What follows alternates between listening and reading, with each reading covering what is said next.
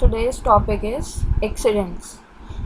यहाँ पर हम बात करेंगे वो एक्सीडेंट्स या वो हादसे जो एक ऑफिस के अंदर या एक ऑर्गेनाइजेशन के अंदर हमारे साथ हो सकते हैं, और इन दुर्घटनाओं से बचने के लिए कौन कौन सी ऐसी प्रिकॉशंस हैं या कौन कौन सी ऐसी चीज़ें हैं, ऐसे स्टेप्स होते हैं जो हमें ध्यान रखने चाहिए जब हम एक वर्क प्लेस पर होते हैं।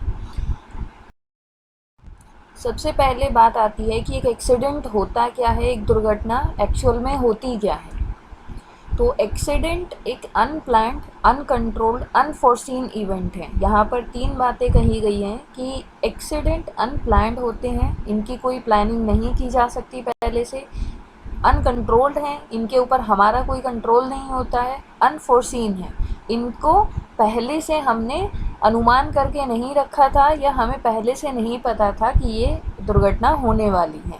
तो एक्सीडेंट एक अनप्लान्ड, अनकंट्रोल्ड और अनफोर्सीन इवेंट होता है जिसकी वजह से इंजरी होती है या हम कहें नुकसान होता है लोगों को या फिर चीज़ों को। तो एक तरीके से दुर्घटनाएं वो हादसे हैं जिन पर ना हमारा कोई कंट्रोल है, जिनकी ना हम कोई प्लानिंग कर सकते हैं और जिनको ना हम पहले से देख सकते हैं, और इन दुर्घटनाओं की वजह से लोगों को और चीज़ों को नुकसान पहुंचता है या फिर हम कहें कि कभी कभी लोगों की जान भी जोखिम में आ जाती है। इसका एक एग्ज़ाम्पल हम ले सकते हैं कि एक पर्सन है जो कि गिर रहा है, या हम कहें कि कोई पर्सन है वो टेरेस से गिर गया है, छत से गिर गया है और उसको चोट लग गई है, तो ये भी एक एक्सीडेंट का एग्जाम्पल है। इसके बाद आता है टाइप्स ऑफ एक्सीडेंट्स, कि एक्सीडेंट्स कितने टाइप के होते हैं, दुर्घटनाएं कितने तरह की हो सकती हैं। यहाँ पर हम बात कर रहे हैं स्पेशली वो एक्सीडेंट्स जो एक ऑर्गेनाइजेशन के अंदर हमारे साथ हो सकते हैं। तो इनका जो कैटेगराइजेशन है, जो टाइप्स हैं, वो भी वही हैं जो ऑर्गेनाइजेशन के अंदर हो सकते हैं। तो कुछ कॉमनली एक्सीडेंट्स हैं जो ऑर्गेनाइजेशंस में होते हैं। जनरली ट्रिप एंड फॉल है, इनके बारे में हम आगे पढ़ेंगे अभी। Slip and fall, injuries due to escalators और एलिवेटर्स, एस्केलेटर या एलिवेटर की वजह से चोट लग जाना। Accidents due to falling of goods, या फिर कोई चीज़ है, कोई ऑब्जेक्ट है, वो गिर गया किसी इंसान के ऊपर और उसकी वजह से दुर्घटना हो गई, तो ये भी एक टाइप होता है एक्सीडेंट का। Accidents due to moving objects, कभी कभी कुछ मूविंग ऑब्जेक्ट्स होते हैं जैसे मूविंग चेयर है या ट्रॉलीज़ हैं जिनके ऊपर सामान रख के ऑफिस के अंदर एक जगह से दूसरी जगह पर ले जाया जाता है, तो इनकी वजह से भी कभी कभी दुर्घटनाएं हो जाती हैं। अब हम पढ़ेंगे सबसे पहले जो फर्स्ट हमारा टाइप था, that is trip and fall. तो ट्रिप एंड फॉल के बारे में देखते हैं। यहाँ पर एक पिक्चर आपको दिखाया गया है। इस पिक्चर में आप देख सकते हैं कि नीचे एक वायर है और एक इंसान का पैर उसमें उलझा और वो गिर गया। तो ट्रिप एंड फॉल एग्जैक्टली यही होता है कि जब आप उलझ कर किसी चीज़ में गिर जाते हो। एक होता है फिसल कर गिरना, एक होता है उलझ कर गिरना। तो ट्रिप एंड फॉल में है जब आप उलझ कर किसी चीज़ में गिर जाते हो। तो हो सकता है रास्ते में कोई चीज़ रखी है तब आप गिर गए, या वायर है जैसे कि पिक्चर में हम देख रहे हैं उसकी वजह से आप गिर गए। तो trip and fall happen when you hit an object, you lose your balance and you fall. तो ट्रिप एंड फॉल स्पेशली कब होता है, जब आप किसी चीज़ से टकराए, आपका बैलेंस गड़बड़ा गया और आप गिर गए, तो ये है ट्रिप एंड फॉल। अब ट्रिप एंड फॉल किन किन वजह से हो सकता है मेनली। सबसे पहले obstructed view. Obstructed view means कि आपको क्लियर पता ही नहीं चल पाया, आप देख ही नहीं पाए कि रास्ते में ऐसा कुछ गिरा हुआ है। पुअर लाइटिंग, लाइट की व्यवस्था अच्छी नहीं थी। कभी कभी होता है कि हम जिस ऑफिस के अंदर हैं या हम जिस केबिन के अंदर है वहाँ पर लाइटिंग प्रॉपर नहीं है, तो नीचे अगर कोई भी चीज़ थी या टेबल ही है या चेयर ही कोई था तो वो हमें दिखाई ही नहीं दिया। तो पुअर लाइटिंग की वजह से भी ट्रिप एंड फॉल का केस हो सकता है। रिंकल्ड कारपेटिंग, फ्लोर पर कारपेट्स बिछा दिए जाते हैं। कभी कभी ऐसा होता है कि वो कारपेट पूरे तरीके से स्टिक नहीं है ज़मीन के साथ, फ्लोर के साथ, तो उसके अंदर रिंकल्स हैं, वो बीच में से उठा हुआ है एक दो जगह से, जिसकी वजह से किसी का पैर उसके ऊपर जाता है या किसी का पैर उसके अंदर जाके उलझ जाता है और वो गिर जाता है। अनकवर्ड केबल्स, अब जो केबल्स हैं, जो वायर्स वगैरह लगे होते हैं बहुत सारे, अगर उसका एक पूरा गुच्छा बन चुका है केबल्स का, वायर्स का, तो कभी कभी ये होता है कि उसके अंदर पैर गया और उलझकर गिर गए। तो इनको कभी भी अनकवर्ड नहीं छोड़ना चाहिए, चाहे वो सिंगल केबल है या फिर वो पेयर ऑफ केबल्स हैं, उनको प्रॉपरली कवर करना चाहिए। उनके लिए होल्डिंग्स आती हैं जिसके साथ हम दीवार में उनको फिक्स कर सकते हैं, तो उन सब चीज़ों का यूज़ किया जा सकता है। ड्रॉर्स नॉट बीइंग क्लोज्ड, ऐसा हो सकता है कि किसी ने टेबल का ड्रॉर ओपन किया और उसको बंद ही नहीं किया, तो जैसे ही दूसरा इंसान आया तो उसे नहीं पता था कि ड्रॉर टेबल का ओपन होगा, तो जैसे ही वो घुसा तो उसको ड्रॉर से वो टकराया और ट्रिप एंड फॉल का केस हो गया। अनइवन वॉकिंग सरफेसेस, जो रास्ता है, चलने का जो रास्ता है, अगर वही प्रॉपरली नहीं है, इवन नहीं है, वही अनइवन है, कहीं से ऊपर है कहीं नीचे है, तो उसकी वजह से भी गिरना, ट्रिप एंड फॉल का केस हो सकता है, गिर सकते हैं हम। अब ये तो थे वो कारण, वो रीज़न्स जिनकी वजह से ट्रिप एंड फॉल हो सकता है। अब आते हैं कि ट्रिप एंड फॉल की वजह से जो रिज़ल्ट है वो क्या होता है। तो ट्रिप एंड फॉल में result in simple bruises to serious fracture, हल्की फुल्की चोट से लेकर बड़े बड़े सीरियस फ्रैक्चर तक हो सकते हैं ट्रिप एंड फॉल की वजह से। तो उसको हमें इतना लाइटली नहीं लेना चाहिए, हमें ये नहीं मानना चाहिए कि इसकी वजह से सिर्फ छोटी मोटी ही चोटें लगेंगी, ऐसा ज़रूरी नहीं है, इसकी वजह से कभी कभी सीरियस फ्रैक्चर हो जाते हैं। इसका एक एग्जाम्पल है यहाँ पर, customers and employees can trip on carelessly lift material. एक ऑफिस के अंदर हो सकता है कि जो कस्टमर्स हैं या फिर वहाँ पर काम करने वाले जो एम्प्लॉय हैं वही गिर जाएं, ट्रिप एंड फॉल वहीं पर हो जाए। जैसे कि कोई लूज़ वायर है, कोई वायर है, या फिर कोई किसी ने फ्लोर के ऊपर, फर्श के ऊपर ही कुछ चीज़ें छोड़ दी हैं, तो हो सकता है कस्टमर या एम्प्लॉय का पैर ही उन चीज़ों में उलझ जाए और वो गिर जाए। तो ये बहुत ही सिंपल सा एग्जांपल है जो ट्रिप एंड फॉल का एक ऑफिस के अंदर हो सकता है। तो ये ना सिर्फ एम्प्लॉयज़ को नुकसान पहुंचाती है, ये चीज़ कस्टमर के लिए भी उतनी ही सीरियसनेस के साथ हमें देखनी पड़ती है। Next is how to avoid tripping at work. अब ये जो ट्रिप एंड फॉल है, क्या होता है, किस वजह से हो सकता है और इसका क्या रिज़ल्ट हो सकता है, ये हमने देखा। अब बात ये आती है कि इस ट्रिप एंड फॉल के केस को हम कैसे रोक सकते हैं।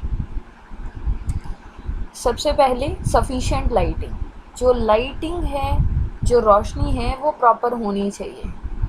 ऐसा नहीं होना चाहिए कि हमें दिखाई ही नहीं दे रहा है कि कहाँ कौन सी चीज़, कौन सा ऑब्जेक्ट रखा हुआ है या कहाँ से जाने का रास्ता है। तो लाइटिंग मस्ट बी सफिशिएंट, जितनी ज़रूरत है उतनी होनी चाहिए। पोर्टेबल लाइटिंग, कभी कभी ऐसा होता है कि हमें एक रूम के अंदर ही या एक ऑफिस के अंदर ही किसी ऐसी जगह से सामान निकालना पड़ता है, फाइल्स निकालनी पड़ती हैं कि वहाँ पर पूरी लाइट नहीं आ रही है। तो ऐसी जगह पे जाने के लिए हमारे पास कुछ पोर्टेबल लाइटिंग होनी चाहिए, ताकि हम वहाँ पर रोशनी के साथ जाएं और तब वो फाइल्स वगैरह निकालें। तो वो पोर्टेबल लाइटिंग लैम्प हो सकता है, या आप टॉर्च कहें, या एनीथिंग जो भी पोर्टेबिलिटी के लिए यूज़ हो सकता है, वो लाइटिंग का सोर्स हम यूज़ करें और फिर हम वो फाइल्स वगैरह निकाल लें। तो इससे भी ट्रिप एंड फॉल के केस को हम रोक सकते हैं। Next is watch where you are walking, हमेशा देख कर चलो जहाँ पर भी आप चल रहे हैं। अब इसके बाद आता है स्लिप एंड फॉल। पहला जो टाइप था that was trip and fall, second is slip and fall. Trip and fall में हमने देखा कि हम किसी चीज़ से टकराए, हमारा बैलेंस खो गया और उसके बाद हम गिर गए। हम जनरली उलझ कर गिरते हैं चीज़ों में ट्रिप एंड फॉल के केस में। अब स्लिप एंड फॉल में क्या होता है वो देखते हैं। यहाँ पर एक पिक्चर दिखाया गया है कि एक पर्सन है, एक साइन बोर्ड भी लगा हुआ है बाकायदा, कॉशन कि सावधान रहें, वेट फ्लो, फर्श गीला है। दैट मीन्स कि वहाँ पर अभी अभी सफाई हुई है और फर्श गीला है। तो इन्होंने शायद देखा नहीं और जैसे ही गीले फर्श पे उनका पैर गया वो फिसल गए और गिर गए। तो एग्जैक्टली स्लिप एंड फॉल यही होता है, फिसल कर गिरना।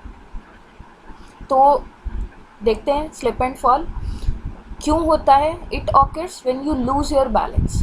ये भी क्यों होता है, क्योंकि आप अपना बैलेंस खो गए हो, इस वजह से आप गिर गए और चोट लग गई आपको। तो स्लिप एंड फॉल में आप फिसल कर गिरते हो, ट्रिप एंड फॉल में आप उलझ कर गिरते हो। अब स्लिप एंड फॉल मेनली किन चीज़ों की वजह से होता है वो देखते हैं। वेट फ्लोर, बहुत ही सिंपल सा, बहुत सिंपल जो कि जनरली होता है। वेट फ्लोर, फर्श गीला था, ध्यान नहीं दिया हमने और हम फिसल कर गिर गए। तो कभी सफाई की गई है तब फर्श गीला था, कभी कभी ऐसा होता है किसी की बॉटल से पानी गिर गया, या कभी कभी ऐसा होता है कोई और चीज़ फर्श के ऊपर गिर गई।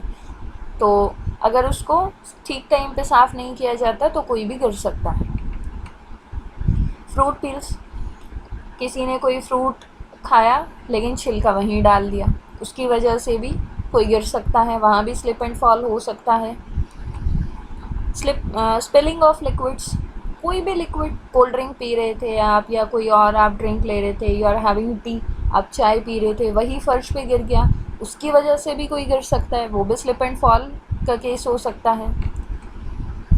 ब्रोकन और अनइवन वॉकिंग सरफेस, सेम, अगर यहाँ भी चलने का रास्ता इवन नहीं है, ब्रोकन है, डैमेज्ड है, तो स्लिप एंड फॉल हो सकता है।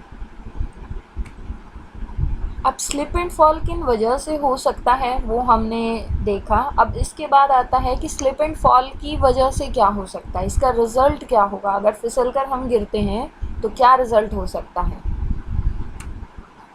Injury to the back of head, आप जैसे ही गिरोगे तो सबसे ज़्यादा चांसेस होते हैं कि आपके सिर के पीछे चोट लग सकती है। नेक इंजरी, आपकी नेक पे भी, आपकी गर्दन, एक जैसे ही आप गिरते हो तो जनरली हम पीछे की तरफ गिरते हैं तो हमारी नेक पे भी चोट लग सकती है, बोन्स में भी चोट लग सकती है। बैक इंजरी, जो कि डेफिनेटली अगर हम गिर रहे हैं तो हमें बैक इंजरी तो होगी ही होगी, हमारी कमर पे चोट लग सकती है। तो ये था स्लिप एंड फॉल किन वजह से हो सकता है और इसका क्या रिजल्ट होता है, ये हमने देखा। अब देखते हैं कि हम इसे कैसे अवॉइड करेंगे, how to avoid slipping at work. अगर आप फिसल कर गिरते हो तो इन चीज़ों पे तो आपका कंट्रोल नहीं है, लेकिन फिर भी कौन से ऐसे प्रिकॉशंस हैं जो हम ले सकते हैं। First is take your time, जल्दबाजी में कभी भी ना चले, हमेशा टाइम साथ लेके चले। दैट मीन्स कि हमेशा इतना टाइम लेकर चलो कि आप आराम से चले, एक नॉर्मल स्पीड से चले तो भी पहुंच जाए। Pay attention to the sign boards, जैसे कि हमने लास्ट पिक्चर में देखा था कि वहाँ पर एक साइन बोर्ड था लेकिन उस पर्सन ने ध्यान नहीं दिया, जिसकी वजह से वो गीले फर्श पे गए और उसके बाद फिसल कर गिर गए। तो हमेशा साइन बोर्ड्स पे अपना ध्यान ज़रूर डालें अगर वहाँ पर कोई साइन बोर्ड है तो।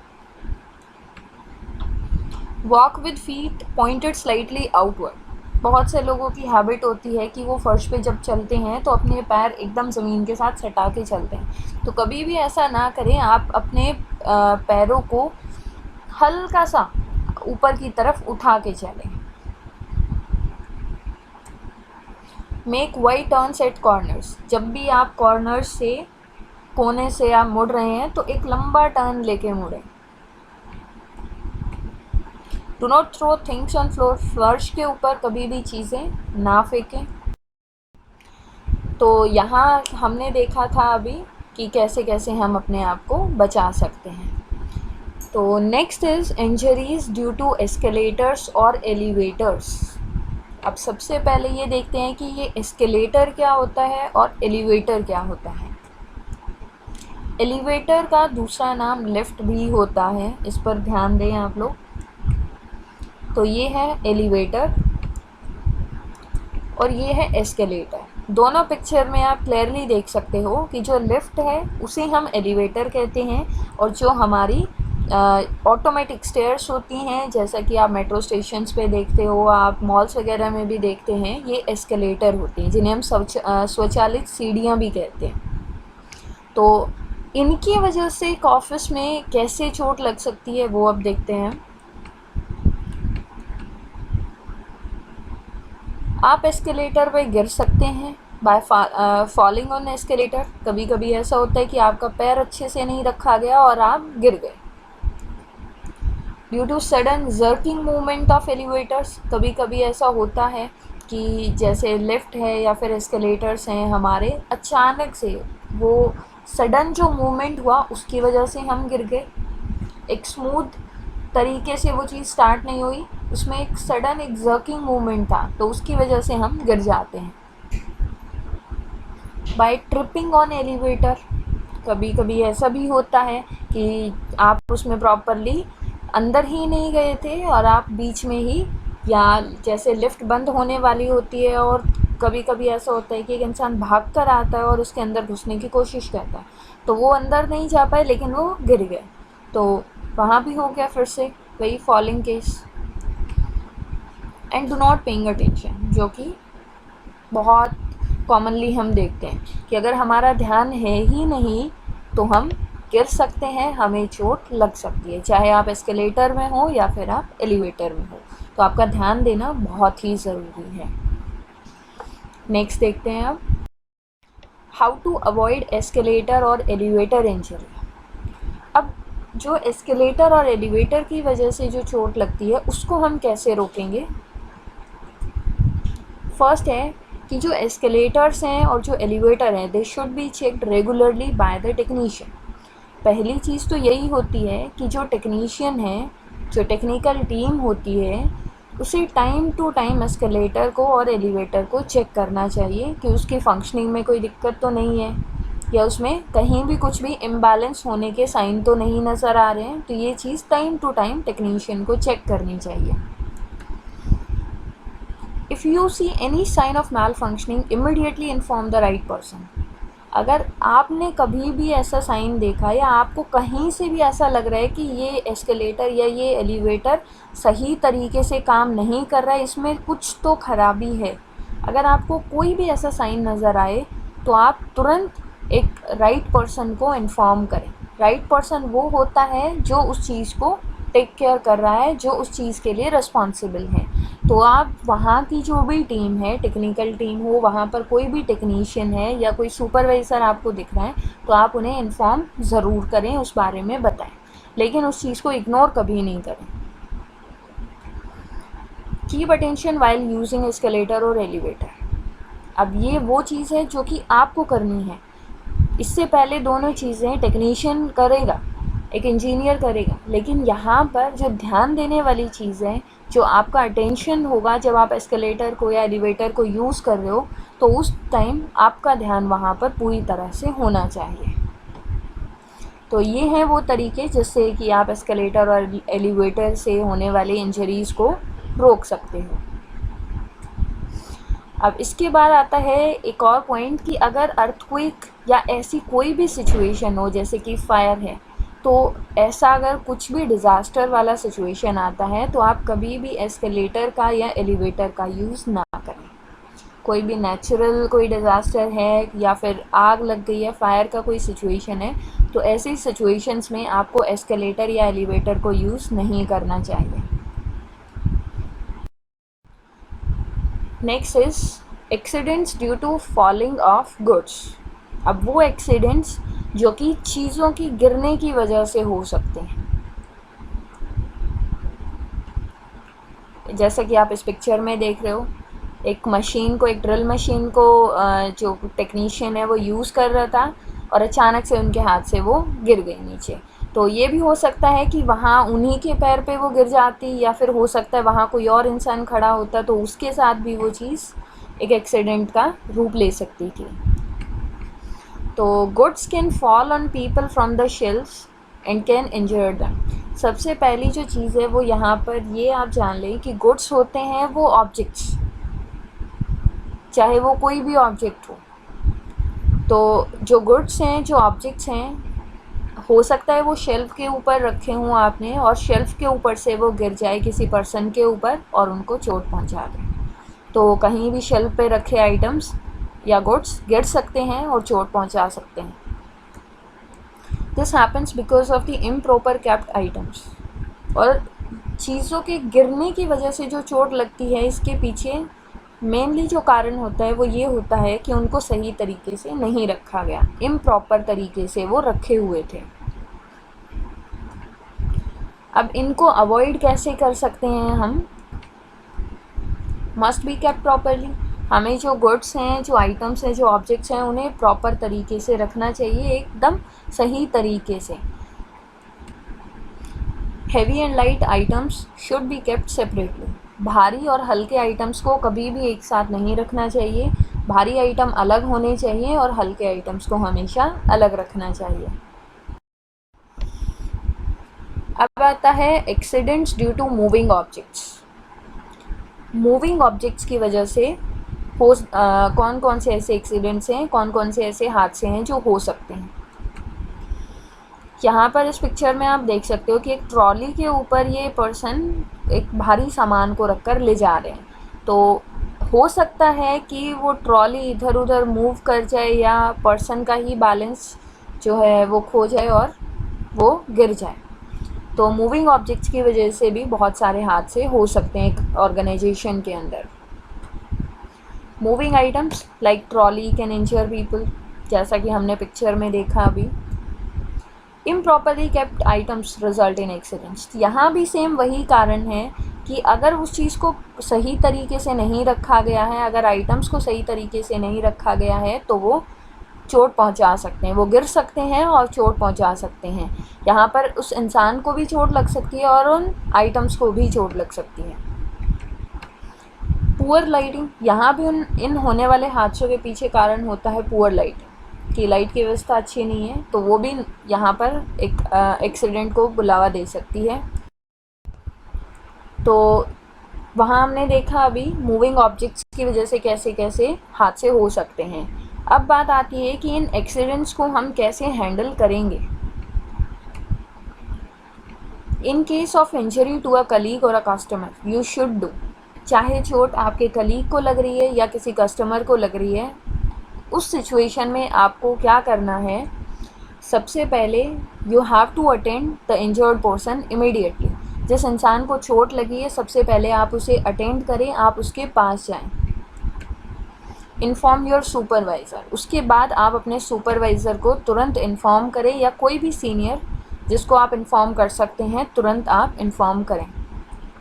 असिस्ट योर सुपरवाइज़र, और जब आपके सुपरवाइज़र या आपके सीनियर वहाँ पर आ जाते हैं तो आप उन्हें असिस्ट करें, आप उनकी मदद करें। तो एक्सीडेंट को हैंडल करने के लिए आपको ये 3 चीज़ें करनी है। सबसे पहले आपको उस इंजर्ड पर्सन को अटेंड करना है तुरंत, उसके बाद आपको अपने सीनियर या सुपरवाइज़र को इन्फॉर्म करना है, और उसके बाद आपको उनकी हेल्प भी करनी है। अब आते हैं वर्क प्लेस सेफ्टी रूल्स पे। वर्क प्लेस की सेफ्टी के लिए कुछ रूल्स हैं जो हमें ध्यान रखने चाहिए ताकि हम इन एक्सीडेंट्स को रोक सकें। सबसे पहला है keep the floor dry all the time. जो फर्श है उसको ड्राई रखें ज़्यादा से ज़्यादा time. Regularly check the safety equipments. जो भी सेफ्टी इक्विपमेंट्स हैं, चाहे फायर एक्सटिंग्विशर है, अलार्म है, फायर अलार्म है, जो भी सेफ्टी इक्विपमेंट्स आपके ऑफिस के अंदर हैं, उनको टाइम टू टाइम चेक करना चाहिए। Fire exit doors should be marked clearly. अब जो इमरजेंसी एग्जिट्स होते हैं या फायर एग्जिट्स होते हैं, उनके ऊपर क्लियर एक साइन बोर्ड होना चाहिए ताकि सबको पता चले कि ये एक एग्जिट डोर है और वो एग्जिट डोर किस सिनेरियो में या किस सिचुएशन में यूज़ करना है। Mock drill should be conducted time to time. समय समय पर कंपनी को भी अपने एम्प्लॉयज़ के लिए मॉक ड्रिल कराना चाहिए ताकि उनको पहले से पता हो कि अगर ऐसी कोई परिस्थिति आए, जैसे आग लग जाए या कोई और ही ऐसी सिचुएशन आए, अर्थक्वेक की सिचुएशन आए या कुछ भी ऐसी आपदा आ जाए, तो उसमें उन्हें अपने आप को कैसे बचाना है और साथ साथ बाकी लोगों को कैसे बचाना है, उस चीज़ के बारे में पहले से एक प्रैक्टिस हो। तो इसके लिए मॉक ड्रिल्स समय समय पर होना चाहिए। You should know the locations of fire extinguisher and fire alarms. आपको हमेशा पता होना चाहिए कि फ़ायर एक्सटिंग्विशर आपके ऑफिस के अंदर कहाँ कहाँ पर लगे हुए हैं और फायर अलार्म्स कहाँ कहाँ पर लगे हुए हैं। अदरवाइज़ ये होता है कि आग लगने की सिचुएशन में आपका ज़्यादा टाइम तो फायर एक्सटिंग्विशर को ढूंढने में ही लग गया, तो ऐसा नहीं होना चाहिए। Should know the use of fire extinguisher, आपको फायर एक्सटिंग्विशर को यूज़ करना भी आना चाहिए। सिर्फ लोकेशन जानने से कुछ नहीं होगा, उस फायर एक्सटिंग्विशर को यूज़ कैसे करना है वो भी आपको पता होना चाहिए। You should know fire escape route. Her office के अंदर, हर बिल्डिंग के अंदर, या हम कहीं हॉस्पिटल्स की भी अगर हम बात करें तो हर जगह एक फायर एस्केप राउट का एक मैप होता है जो लगाया जाता है, ताकि हर किसी को ये पता हो कि अगर आग लग जाए तो उन्हें किस रास्ते से बाहर निकलना है। तो आपको पता होना चाहिए कि फायर एस्केप राउट कहाँ पर लगा हुआ है, या फिर हम कहें कि आपको पता भी होना चाहिए कि वो एग्जैक्ट वो रास्ता क्या होगा अगर आग लग जाए जिसके थ्रू आपको बाहर निकलना है। First aid kit should be quickly reachable. First aid kit पहली चीज़ तो आपके ऑफिस के अंदर अवेलेबल होनी चाहिए, और फर्स्ट एड किट के अंदर जितनी भी चीज़ें हैं, जितने भी आइटम्स रखे हुए हैं, उनमें कोई भी ऐसा नहीं होना चाहिए जो एक्सपायरी डेट का है। इसके बाद बात आती है कि जो फ़र्स्ट एड किट है वो ऐसी जगह रखनी चाहिए जो बहुत ही जल्दी रीचेबल हो, या ज़रूरत के टाइम पे जहाँ पर जल्दी पहुँचा जा सके। Electrical equipment should be checked regularly. समय समय पर, time to time electrical equipments की जांच होनी चाहिए। Lighting should be proper. जो लाइटिंग है, रोशनी है, वो प्रॉपर होनी चाहिए। Office furniture and layout should be properly design. जो ऑफिस का फर्नीचर होता है, या हम कहें लेआउट, या फिर हम कहें जैसे एक टेबल ही है, अगर हम उसकी साइड्स को देखें तो जो कॉर्नर है वो इतने शार्प नहीं होना चाहिए कि कोई भी उसके साथ से निकल रहा है तो वो उसको नुकसान पहुंचा रहे हैं। तो ये जो फर्नीचर्स होते हैं, जो लेआउट्स होते हैं, ये सब बहुत ही अच्छे से डिज़ाइन होने चाहिए। तो that's all for the today's topic. Thank you.